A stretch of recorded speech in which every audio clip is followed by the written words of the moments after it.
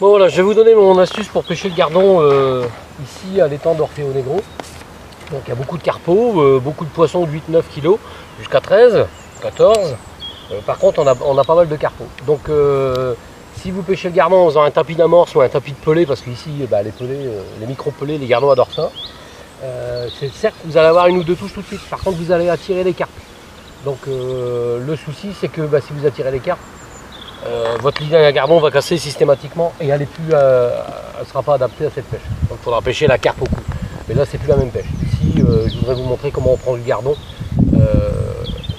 dans cet étang.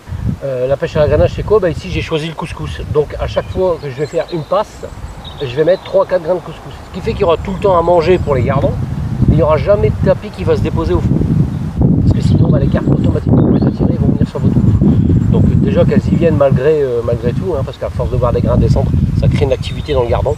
Les carpes finissent par venir voir ce qui se passe. Donc vous avez des coupures. Pendant 10 minutes, vous n'avez plus de touche. Donc là, soit vous décalez votre pêche de 4-5 mètres, vous pêchez à côté, soit surtout vous arrêtez d'agréner, vous attendez que ça passe. Et puis au bout de 4-5 minutes, vous commencez à remettre 3-4 grains régulièrement à chaque coulée. Et là, vous allez refaire du gardon régulièrement.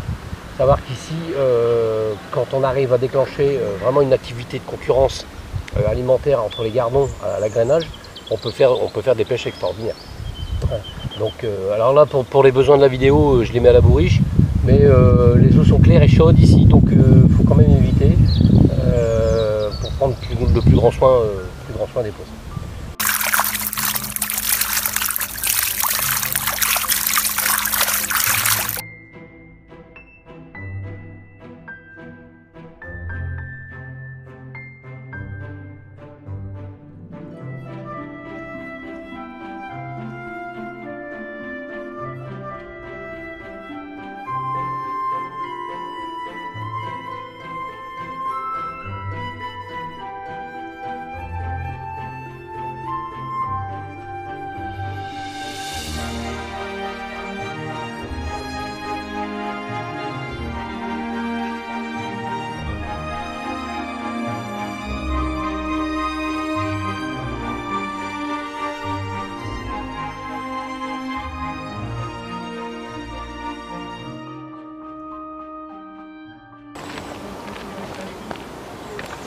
Bon voilà, après quelques jours, une série de petites, enfin une belle série, en 3-4 jours on arrive à une soixantaine de poissons.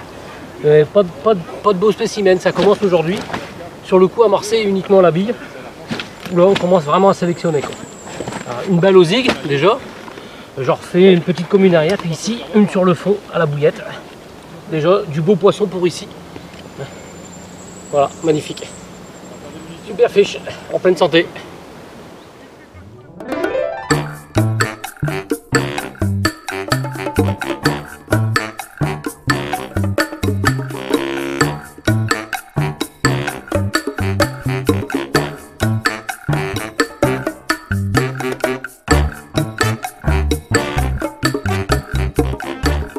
Poisson pris au zig, donc j'ai fait le choix de ne pas amorcer aux bombes, d'amorcer à la fronde, donc je pêche à 20 mètres et j'amorce des boules d'amorce et avec un zig 50 cm sur la surface,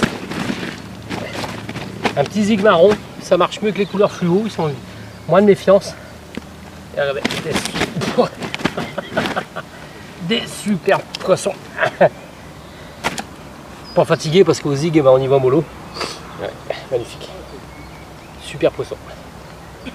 Alors voilà, cet après-midi, j'ai décidé de vous montrer une petite face cachée de l'étang d'Orfeo au camping, ce qu'on appelle la plage.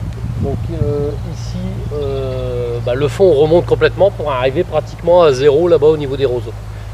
Donc ici, on pêche pratiquement les poissons à vue parce qu'on les voit arriver dans l'eau claire. J'ai choisi de faire un poste au maïs doux.